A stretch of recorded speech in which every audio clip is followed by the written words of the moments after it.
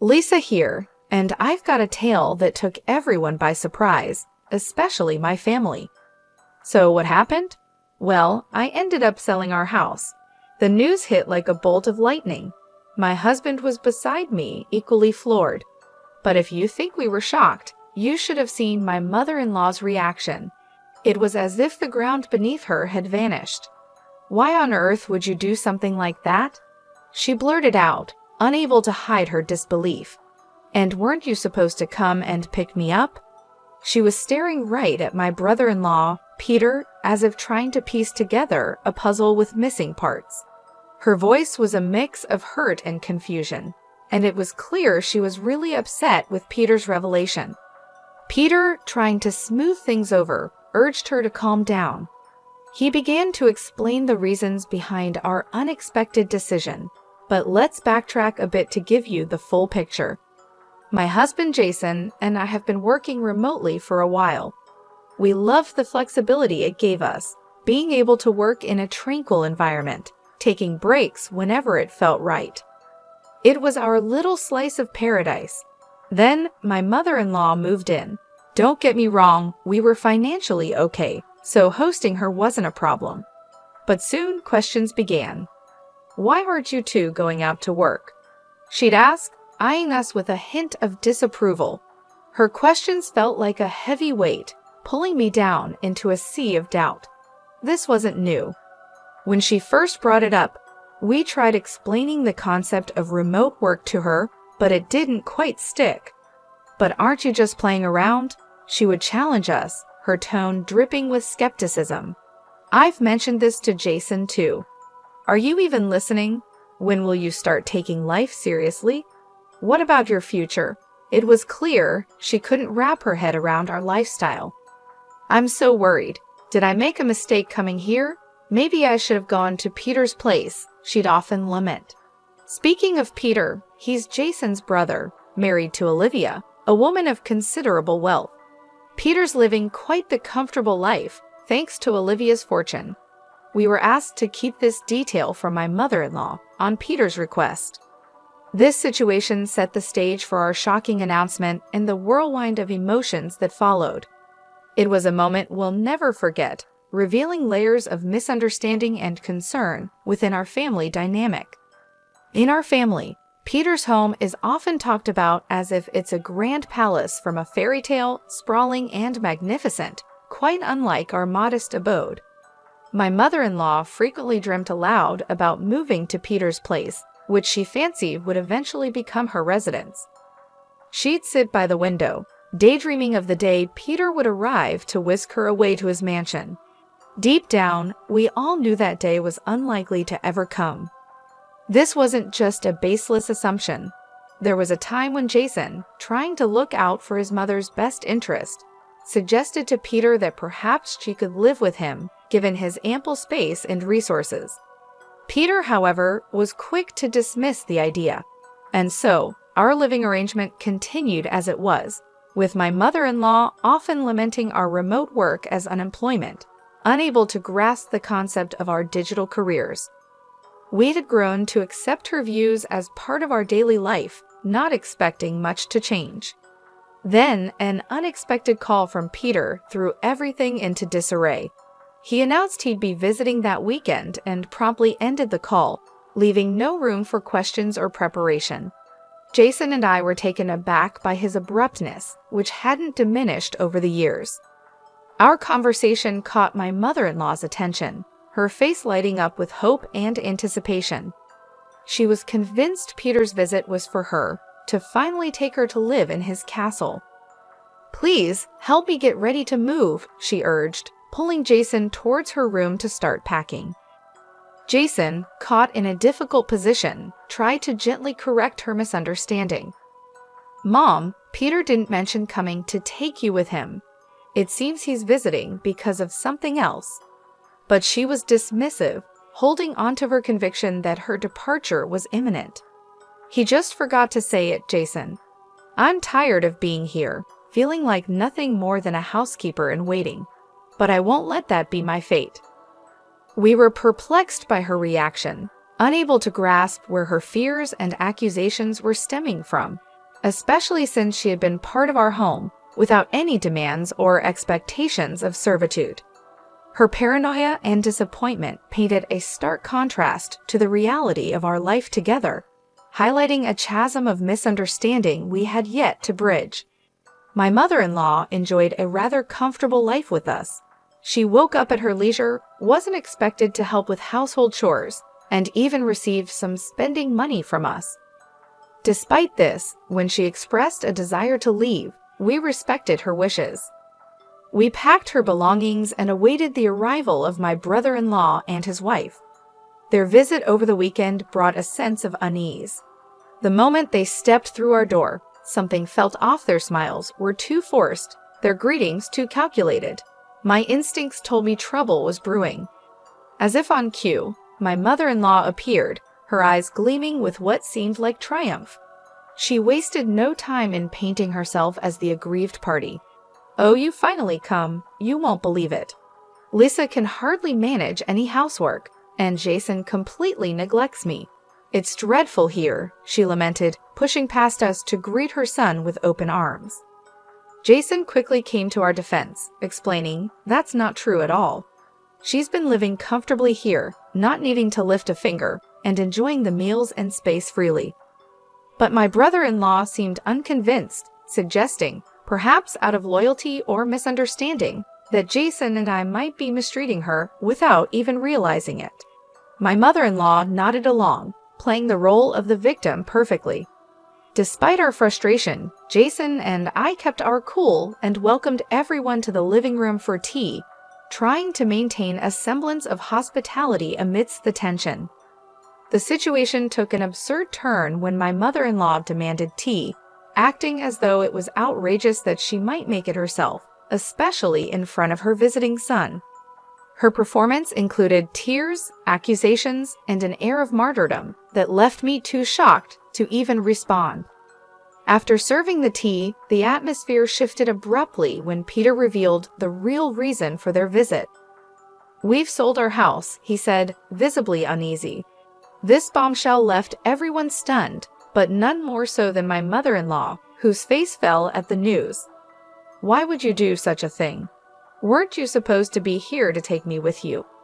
she demanded, her voice a mix of confusion and accusation.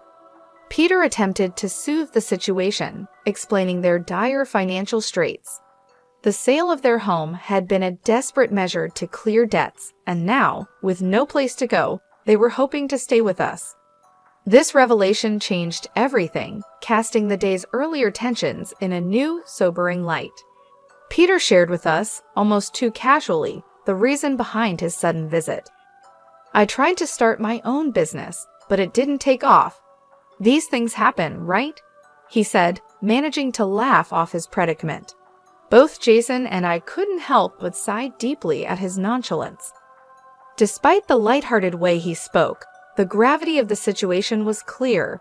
"We just need a place to stay until we can find a new home. Please, we have nowhere else to turn," Peter pleaded, with his wife nodding in agreement beside him.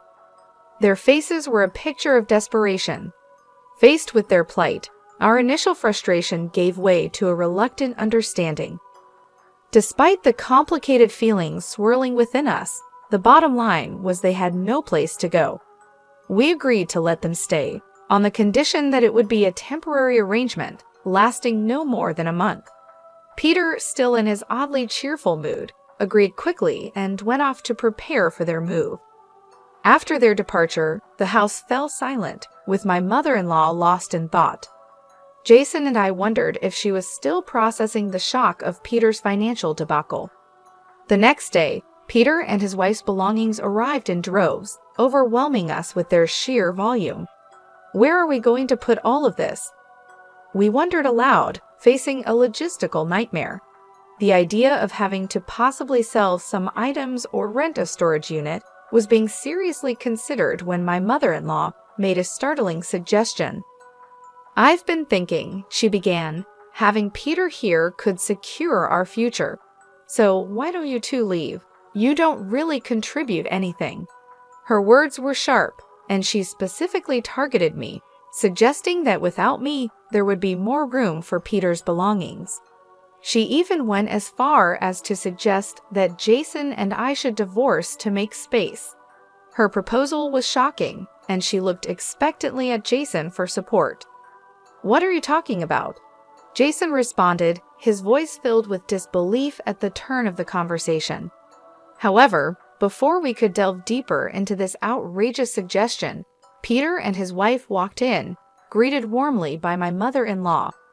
Despite the turmoil caused by her words, Jason decided to set the conversation aside for the moment and address the immediate issue of the clutter. Addressing his brother, Jason made it clear that the sheer amount of stuff was overwhelming.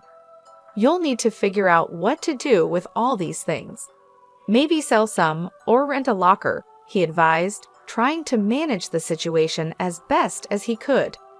Peter, however, didn't take well to this suggestion, showing a hint of annoyance. "These are important items. I can't just sell them. What if they get stolen or damaged in a locker? Are you going to be responsible for that?" This exchange highlighted the selfish streak in Peter, who seemed more concerned about his belongings than the strain their presence was putting on our living situation. Jason, trying to maintain peace, reminded him, "This is our home. It's only fair that you try to accommodate us while you're here. If the arrangements aren't to your liking, it might be best to find another place sooner rather than later." The conversation was abruptly interrupted by a shout from my mother-in-law, signaling another chapter in our ongoing domestic drama. In a moment that felt surreal, my mother-in-law made a declaration that took everyone by surprise. She boldly suggested that since Jason and I were apparently not content with Peter's situation, and what she perceived as our lack of contribution, it would be best if we left. According to her, we were nothing more than freeloaders, taking up space while Peter was attempting something ambitious with his business venture. Our remote work, she dismissed as mere idleness, an unnecessary presence in what she implied was her domain. The room fell silent, the words hanging heavy in the air. Jason and I exchanged looks of disbelief, unable to comprehend the audacity of her claims. Peter and his wife, Olivia, initially taken aback, quickly masked their surprise with smirks, seemingly warming up to the idea. "Yeah, that actually sounds like a good plan, Mom," Peter chimed in, with Olivia nodding in agreement. "It's a hassle finding a new place, so why not just stay here? Better yet, why don't you sell us this house? It would be much more convenient for us, especially since you seem uncomfortable with Lisa and Jason's presence." Their words struck us like a bolt from the blue, their audacity rendering us speechless. The notion of selling our home to them, on their terms, felt like a bizarre twist in an already strained conversation. My husband, gearing up to refute their outrageous proposal, was abruptly cut off by my mother-in-law, who seemed to take delight in the unity of Peter and Olivia's suggestion. She turned her triumphant gaze towards me, insinuating that a divorce would somehow validate their plan, allowing Jason to remain. Before I could muster a response, Jason's patience snapped. "How dare you speak like that? Lisa is not leaving," he asserted, his frustration boiling over. His outburst was met with a call for calm by my mother-in-law, who continued to press her point, insisting on the convenience of my absence. However, Jason had reached his limit. "You don't get it, do you? This is Lisa's house," he stated, a revelation that silenced the room. My mother-in-law, Peter, and Olivia were visibly shocked, their expressions frozen as Jason continued. "This is the home Lisa bought for us to start our life together." The air was thick with tension as the reality of the situation dawned on them. Our home, the very subject of their entitlement, was not theirs to claim or negotiate over. It was a testament to our shared life, our struggles, and our achievements, a place they had no right to challenge. In a moment filled with tension and disbelief, my mother-in-law challenged the reality of our household dynamics with a scoff, suggesting that traditionally, it should have been Jason, my husband, who took on the financial responsibilities of purchasing our home. Yet in our family, there were no such conventional roles. I had taken the lead, covering not just the mortgage, but all of my mother-in-law's living expenses and allowance, stepping in because her pension was modest and hardly enough for her to enjoy any semblance of financial freedom. Jason, with a look of frustration and disbelief, countered her outdated views, emphasizing that I had willingly shouldered these responsibilities to ensure her comfort and well-being. Despite his clear explanation, my mother-in-law laughed off the idea in disbelief, mockingly accusing me of spending my days idly and insisting that her allowance must be secretly funded by her own pension, given that, in her eyes, I couldn't possibly afford such generosity on my own. Her accusations escalated, boldly claiming that I was mishandling her pension and demanding that Jason divorce me on the spot, suggesting a future where he, along with Peter and Olivia, would be better off without my alleged deceit. Standing my ground, I refuted her baseless claims with tangible proof, my paycheck a testament to my success and independence. The document visibly shocked her and the others, silencing their unfounded allegations. I explained that not a penny of her pension had been touched for her living expenses since she moved in with us. If anything, it was her constant interference and unjustified demands that were the real issue, not my alleged incompetence or dishonesty. I stood firm, stating that if she found our arrangement so disagreeable, she was free to leave at any time. Jason, backing me up, addressed Peter and Olivia directly, reminding them that their stay was meant to be temporary and born out of necessity, not preference. His stern tone, a rare occurrence, visibly unnerved them, marking a clear boundary and expectation of respect within our home. Attempting to lighten the mood, or perhaps realizing the gravity of the situation, Peter made a flippant remark about the surprising amount I earned. Yet the undercurrent of tension remained, a clear reminder of the challenges and misunderstandings that had come to light, prompting a moment of reflection on respect, responsibilities, and the true meaning of family support. In a moment of unexpected warmth, Peter and his wife, Olivia, acknowledged the misunderstanding and misconceptions about me. "Maybe we could learn a thing or two from you," Peter said with a smile, suggesting that my business acumen was not only impressive, but also something worth emulating. Despite their newfound respect, my mother-in-law remained steadfast in her disdain, dismissing my contributions and insisting that both Jason and I were nothing more than obstacles in her and Peter's path to success. Her words were sharp, filled with a conviction that left us no choice but to confront the reality of our situation. "If that's how you see it, we'll find a new place to live," I said, the weight of our decision heavy in the air. "You'll have to manage the mortgage on your own. And remember, we won't be around to help if you find yourselves in over your heads." The thought of maintaining her lifestyle without our support seemed to strike a nerve with my mother-in-law, but her pride quickly overshadowed any signs of worry. As we stood firm in our decision, Peter and Olivia attempted to intervene, their earlier acknowledgement of my skills now mixed with panic at the thought of us actually leaving. However, my mother-in-law, ever determined, silenced their protests with a fierce glare and a challenge for Peter to prove himself as a future CEO by using her pension to start his own company. With her words echoing a finality, we decided it was best to sever our ties and move forward without them. In time, we transferred the house's mortgage to Peter's name and started anew, finding peace away from the constant criticism and unrealistic expectations. However, our respite was short-lived. One day, while settling into our routine in our new apartment, my mother-in-law's voice, now laced with desperation and regret, came through the phone. She was crying, revealing that Peter had taken her pension and vanished, leaving Olivia and her to face the consequences of their decisions alone. "Please, can you help us?" she pleaded. After calming her down, Jason sought to understand the full scope of Peter's disappearance.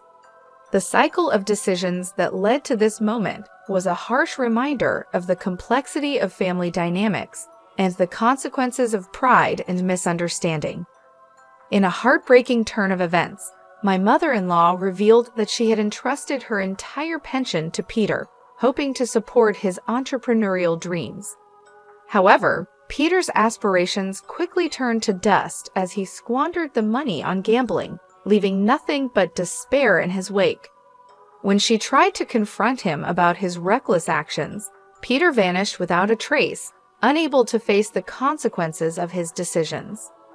Overwhelmed by emotion, my mother-in-law couldn't continue the conversation, so Olivia took over the call, her voice trembling with distress. She explained their dire situation. Peter's failed venture had led him to sell the house, and as a result, they were now estranged from their parents. Olivia's plea for help was a desperate attempt to salvage what little they had left of their lives. My husband's response was a mix of frustration and resignation. "I knew it," he said, a clear indication of his disappointment in Peter's actions. Despite Olivia's appeals, he made it clear that our assistance would not be forthcoming. We had warned them of the potential consequences before we parted ways, and now they were facing the harsh reality of their choices. My husband advised Olivia to report Peter missing to the authorities, emphasizing that their predicament was no longer our concern. After the call, my husband was adamant that they were experiencing the fallout of their own decisions. Although they reached out to us multiple times, seeking guidance on how to navigate their situation, we kept our involvement to a minimum, advising Olivia to contact the police or help with finding Peter.